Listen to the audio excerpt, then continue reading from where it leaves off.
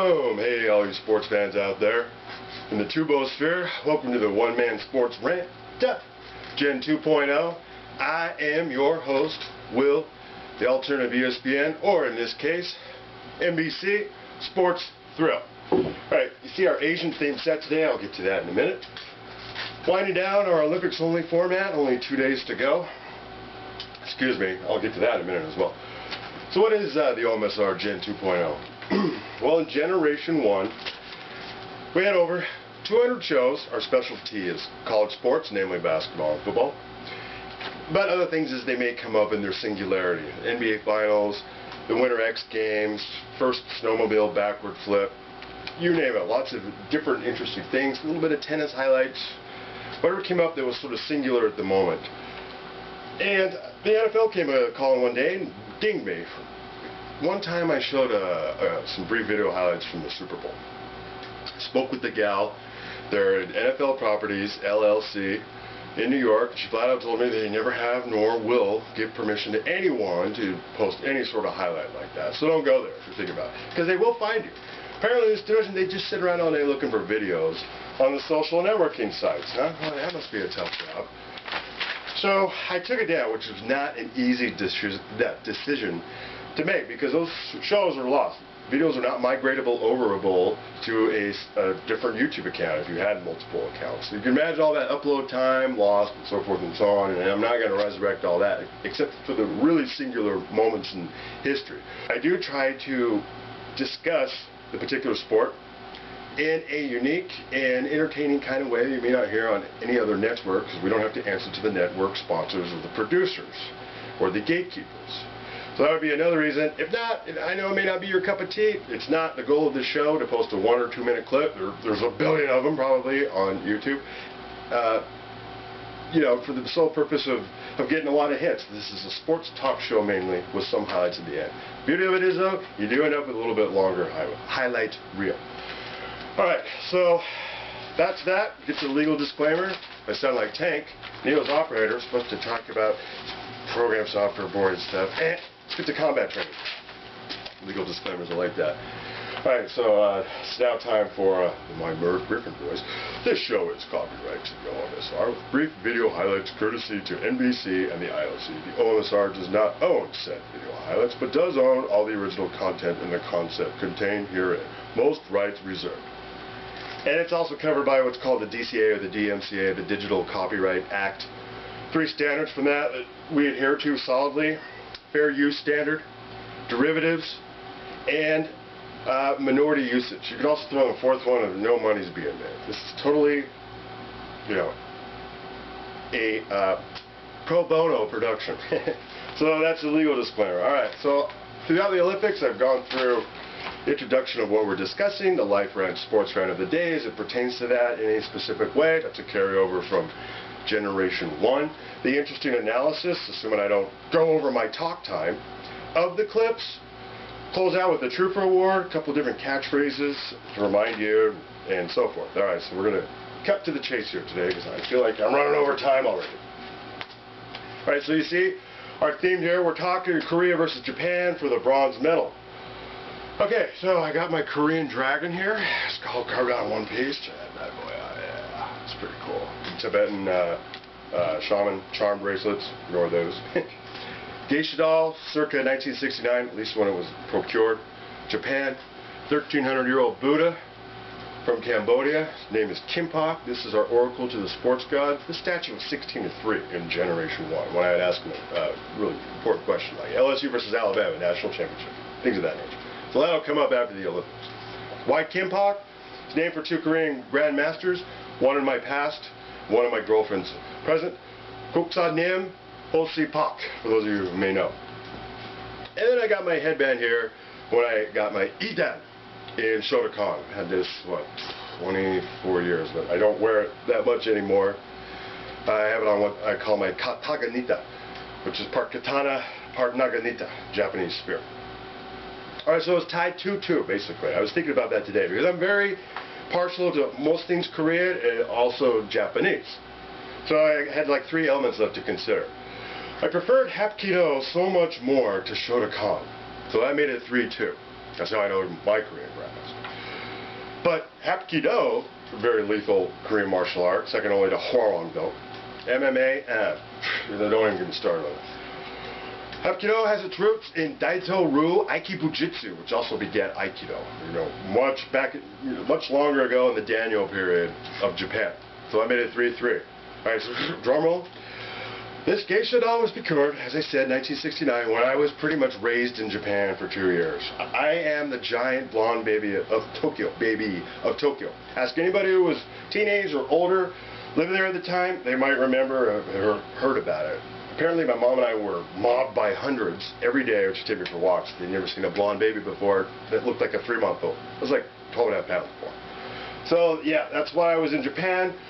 And so I made it 3-2. I figured, all right, Japan's going to win this. But it was hard to root for either one. Great game. So on the Life Rant Sports Rant of the day, I really don't necessarily have one because it was great for both countries where women were representing the countries to be there. Nobody really had them pegged. USA Brazil tonight, yes. The Italians as well. In China, this doesn't count by the way. These are Chinese dragons and Chinese, not the kanji, but it's Mandarin.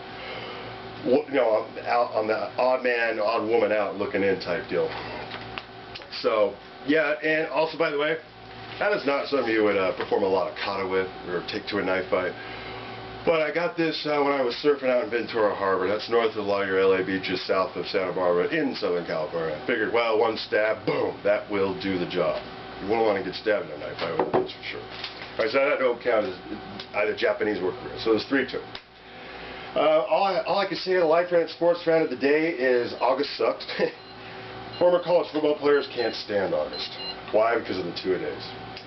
So Korea women, I mentioned how dominant they looked, and then they lose 3-0. It must have been hard losing to U.S. women the other night. Japan looked great. All the clips, I totally talked over my time. I can't really get into the interesting analysis. The clips will speak for themselves. You listen to the talking points, how Japan used to dominate in the 60s. My only question would be, when did the Asian women get so tall? They're fielding players as tall as all the other ones. But, all right, so without further ado, we'll bid adieu to Eddie, Iron Maiden's mascot. You heard from the Trooper. Figured that was a perfect lead-into song for these Olympics, because every athlete to get to this point has been a Trooper, suffering through the injuries, the training, all the time, and so forth and so on. What's going out to? General MacArthur. What? Because General MacArthur's masterful oversight, he was in charge of rebuilding Japan post-World War II, made it so that Japanese recovered much quicker than everybody thought, and women's equality sort of became an issue that was furthered along much more quickly than I suspect it would have been. So General MacArthur, thanks. All right, no silly DUIs while you're finishing celebrating the Olympics, later days, and not much more Olympic plays.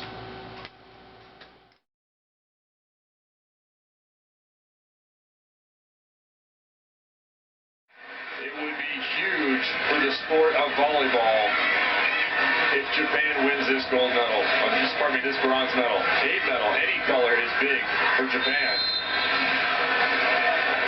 So much support into the sport, popular in the country, although somewhat waning in recent years as their teams have faded. These Japanese women would be meaningful, not just in the volleyball world or in the sporting world, but to the overall culture of Japan. Be a highly celebrated team.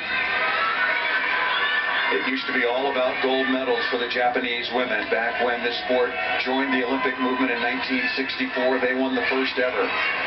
But for a period of over a decade, the Japanese women's team was irrelevant. They were not competitive. That ball's to the floor by Kimura. Still no whistle. That ball was down, wasn't it, Kevin? Looked like it, but the referee right on top of it. Huge moment in this third set. Both Liberos making some fantastic reads. And finally a kill out of the middle by Anakai, the Japanese captain. Starting to take its toll on Korea, losing these long rallies, 3 heads bowing down at the completion of this rally. That's not even close. That ball is on the floor. Fortunate for Japan, they were later able to put the ball away. That was a huge missed call. If Korea had won that point, that would have made it 18-17.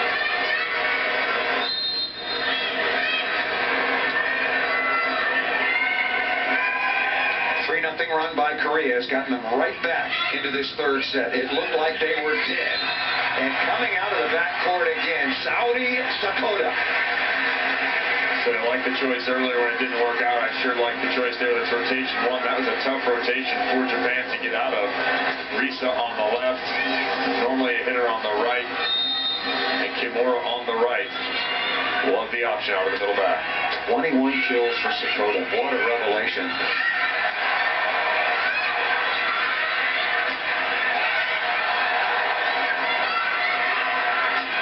Through the block and down. Kimura making some magnificent cover plays in the backcourt. And again, an unbelievable bump set.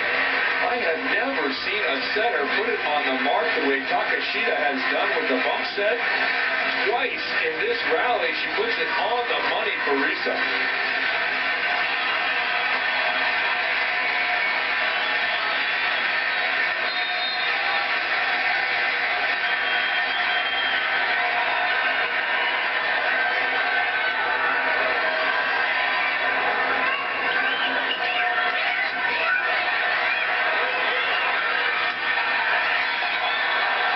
Joust coming. Ball's got to go to Kim. It does not. Out of the middle, a gutsy set.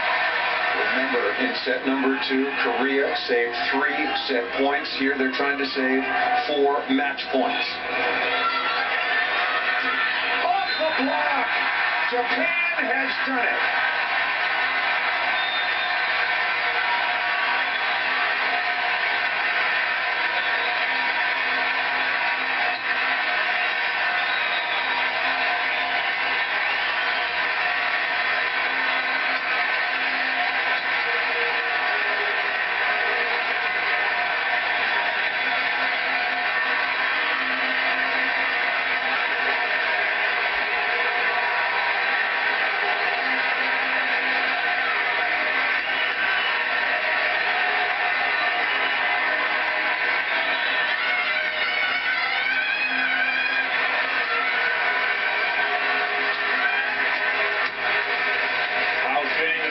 Couple of plays are amazing. Bunch of defense that did not yield the championship point, and then an amazing bump set once again to the outside, and the hero of the match, Saori Sakota, 23 kills, and carries the day. Japan is back. A historic bronze medal. Wow. Japan over Korea. 3 sets to none. It'll be the USA and Brazil for the gold.